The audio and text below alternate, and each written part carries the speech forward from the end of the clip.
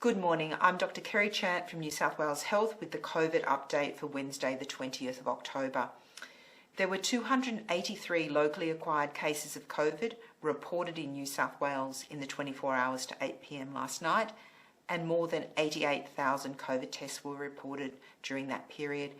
It is critical that we have those testing rates as high as possible, and it is regardless of whether you are vaccinated. So whether you've had a single dose, a double dose, or are unvaccinated, please, it is critical to come forward and continue to get tested. Across New South Wales, we've got 92.3% of people aged 16 and over have received their first dose of COVID vaccine, and 81.6% of people were fully vaccinated. And in the 12 to 15-year-old age group, we've got 75.5% have had their first dose, and 38.2% are fully vaccinated. And I'd like to thank everyone for coming forward for vaccination. It's important to protect yourself, your loved ones, and also the broader community. In terms of COVID cases in hospital, we've currently got 552 COVID cases admitted to hospital, with 124 people in intensive care, 66 of whom require ventilation. The vast majority of people who are in intensive care have not been vaccinated, again reinforcing the important role vaccines play in keeping you safe. Sadly, we're announcing the deaths of 7 people, 5 men and 2 women. 1 person was in their 40s, 1 person was in their 50s, 2 people were in their 70s, and 3 people were in their 90s. They come from a range of areas across New South Wales, with 2 people from the Wollongong area, 2 people from Sydney's inner city, 1 person from southwestern Sydney, 1 person was from the Maitland area, and 1 person was from the Albury area. 4 of them were not vaccinated, 1 person had received 1 dose, and 2 people had received 2 doses of the COVID vaccine. And can I extend my sincere condolences to those who have lost loved ones.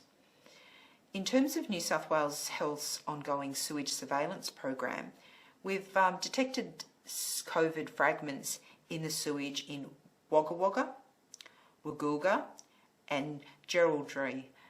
And why that's important is because we don't know any cases in those areas. So because of that, it's really important that everyone is particularly vigilant and comes out and get tested. Finally, I'd like to thank you for your outstanding efforts in getting vaccinated, following the health advice, and importantly, for continuing to come out and get tested. As we transition to living with COVID, it's going to be important we sustain those high testing rates. As I said, the testing recommendations apply to those that are vaccinated and those that are not vaccinated. So please continue to come forward and get tested. Please continue to get vaccinated. We can be the most vaccinated country in the world.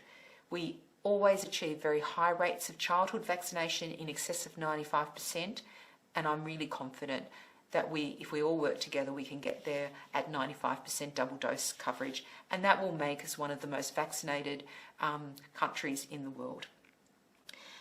Also, a special call out to the parents of 12 to 15-year-olds. It's great that we've got 3/4 have had their first dose, but let's get that to 95% as well. And as schools go back, we would like to keep our schools as safe as possible. So by having those 12 to 15-year-olds double vaccinated, that will really reduce any risk of transmission and keep our high schools as safe as possible. I'd also like to thank you for maintaining those COVID safe practices. Make sure you're not going out and about when you're unwell. Please get tested and stay home till you've got a negative test result. Please maintain that mask wearing indoors where it's required. Please also just be cautious when you're out and about with that physical distancing. Those small behaviour changes can really reduce the risk of transmission of COVID, and it's important we keep the numbers as low as possible as we continue to drive that vaccine coverage as high as possible.